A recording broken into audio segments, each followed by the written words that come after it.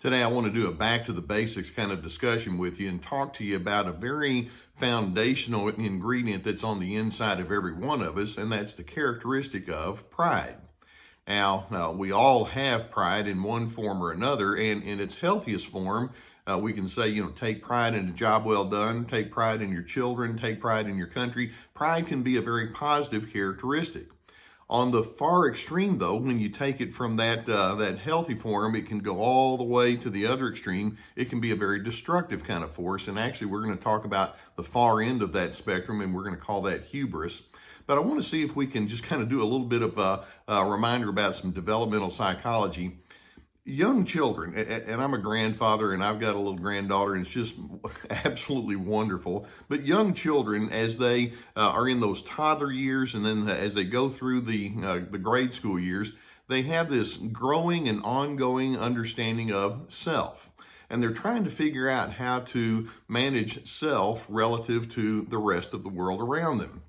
And, when you have a little toddler, many times, they can be real cute, but they can have this notion that says, me, me, me. I want what I want, and I want it now. And they can be kind of cute, but over time, you have to teach them to learn how to come to terms with me in the context of us.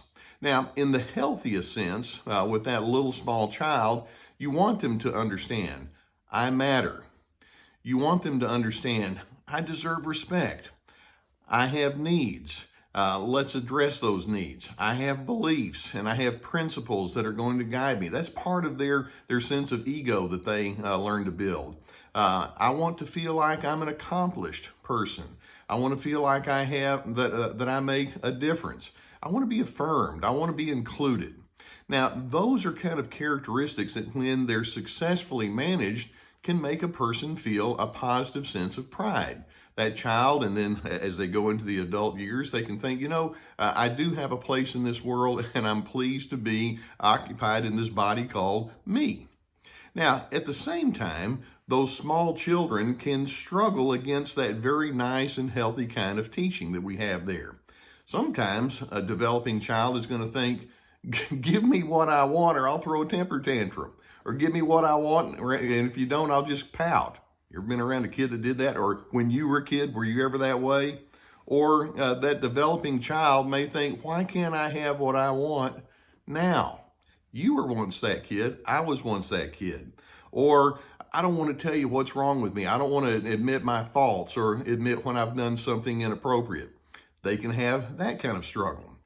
Or if somebody else has something positive going on in their world, I want it too. And little children and developing young adults can have that kind of mindset. Or once I become angry, then your feelings are now irrelevant to me. And kids can throw these temper tantrums, and you're thinking, where in the world did that come from? And so in developmental psychology, we're trying to help people figure out, where's that balance? I want you to have that positive pride, but I want to make sure that it doesn't go too far to the extent that you begin to show no respect for the other individual. Now, here's where we get to the world of narcissism. Narcissists, for a wide variety of reasons, don't ever learn to have that positive sense of balance with respect to pride. They never learn how to have self-restraint as they engage with others. It's good to think well of oneself, but they don't have enough self-restraint that says, and I want to do so, though, in a way that allows you to have a good feeling about yourself. Their pride goes more into the direction of what we might call egotism. And then down at the far end, we have another word, we call it hubris, and it can go all the way there. So when we talk about narcissistic pride, these individuals have developed in such a way where there's a high sense of arrogance, there's a conceit that they have parked on, they have a sense of vanity, they have a sense of self-importance. But then when we take it into that world of hubris, they have what I refer to as a destructive overconfidence. They wind up destroying the relationship with you. They wind up trying to destroy your own ego needs. They wind up destroying your sense of well-being. Now, there are multiple indicators that says that when a person has gone all the way from that healthy pride into maybe some conflicted pride, into egotism, and then all the way into the world of hubris. See if any of these kinds of indicators sound familiar to people that you've tried to engage with. When you have that strong hubris on the inside of you, and I refer to this as just foolish pride. It makes no sense, and you make a fool out of yourself, but you honestly think that you're a really terrific person, which is the crazy making part of it. But when you have this hubris, you have a mindset that says, nobody tells me what to do, or I truly don't care what you think or feel. Does that sound very healthy? Or you have worth to me only as it relates to your usefulness to me. Or I have lots of requirements for you, but you better not have any requirements for me. Double standards. I feel no need to apologize. And while we're on the subject, I feel no need to ask for forgiveness. That's what hubris takes a person to. Or they may say something like, if I mock you, or if I ridicule you, or if I am condescending to you, well, you deserve it. And besides coming from me, it's not wrong because I'm so correct anyway. Or then they begin thinking, I'm really unique. Now, the idea of saying that you're unique is not so bad, but when the person in that egotistical hubris says I'm unique, what they mean is I'm superior to you and anybody that's associated with you. Or I hold a monopoly about what's right or what's wrong. Or if my anger prompts me to come on in a real strong or punitive way toward you, I get to do that because you see, you caused it. And so that's that dangerous part of their hubris. And then in this mindset, they have this notion that says, always remember, you need to give me special treatment.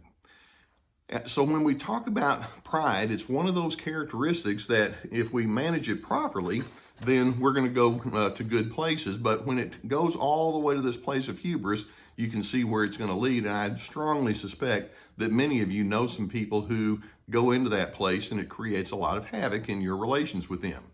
Now, I want to give you a contrast, and I'm going to go to a word that I hope my Danish friends out there can really appreciate. It's the word hygge. That's a strange looking kind of word when you look at the spelling of it, but actually it's loosely translated as coziness, and it actually comes from an old Scandinavian or Norse word, H-U-G-G-A, hygge, and you can see in that spelling that it loosely translates as hugs. And when we talk about living in hygge, it represents an entirely different way of thinking and being. You have this sense that says, I want good things to happen to me, but there's not that egotism that's there. Because when you have hygge, you want to think well of yourself and you want to feel good about your life in relation to other people sharing it with you. So when we talk about people emphasizing hygge, there are many examples of how this can actually play out. For example, with hygge, you seek out friendly gatherings. You just want to be around people and enjoy their company.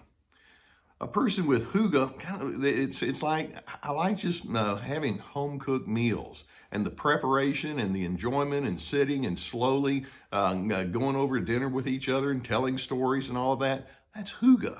Or hygge, another illustration of that might be, I just like being home and wearing my favorite old comfortable clothes. It may not be as fashionable as everybody else would like, but I just feel really at home when I'm with those clothes.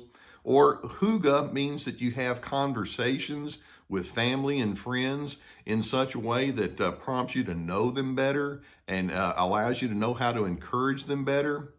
Hygge can be something as simple as taking a leisurely walk. Now, it's not hard exercise, but just a leisurely walk or a hike. By the way, I have a buddy that likes to do hygge with me, Gus back there. He and I take walks in the evenings and walks first thing in the morning. He's my hygge buddy. With hygge, you like to connect with nature. You like to connect with dogs. You like to connect with your family and friends. With hygge, you enjoy simplicity.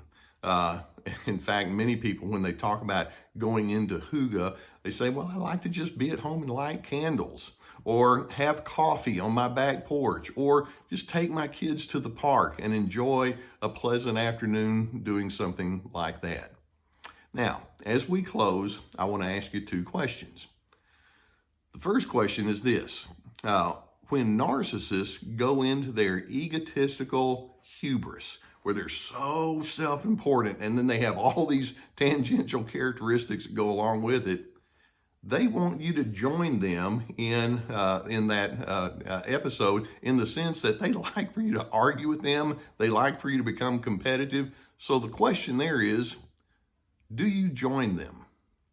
Do they allow, or do they entice you to come over to their style? Now, second question. When healthy people go into hygge and all that goes with that, they want you to join them there. And see, my question is, do you join them? Is that something you seek out? I think you can see, I can join the narcissist with all of their chaos that goes with it, and I can become chaotic in reverse, or I can actually join people in the place of hygge. I can actually be an initiator of hygge. Which one do you want to be? I think the answer is kind of self-evident, is it? Well, I hope that you do get some benefit from videos such as this. Like I say, I'm wanting you to have a good understanding of human nature. And the more you do, the more you're able to sift out all that's going on around you with some very unhealthy kind of individuals. If you haven't hit the subscribe button, go ahead and do so we can keep you up to date on new videos that come along. We have a website, and we're continuing to fill it. And it's meant to be an augmentation of what we're doing here. It's called survivingnarcissism.tv. We put videos on there and articles that explain a lot of things, and we have quizzes and other promotions. And I check it out. I think you're going to really enjoy what you see on that, and it'll be very educational. And pass the word along too. In addition, if you're the kind of person that wants to unpack this with a counselor and you'd rather do it online, we have a video, we have a link below the video here that would allow you to have access to online counseling. If you have the need for online at-home testing so that you can be aware of any kind of hormonal imbalances, and that's so important because when you're under narcissistic stress, you need to know your body. We have a link that would help you in that regard. We also have links to my online video workshops and my books, and we even have coffee mugs. Now, as you go, I want you to be thinking about what it means for you to live into hygge. And all that said, I wish for you a calm life. I wish for you hugs. I wish for you coziness. I wish for you peace.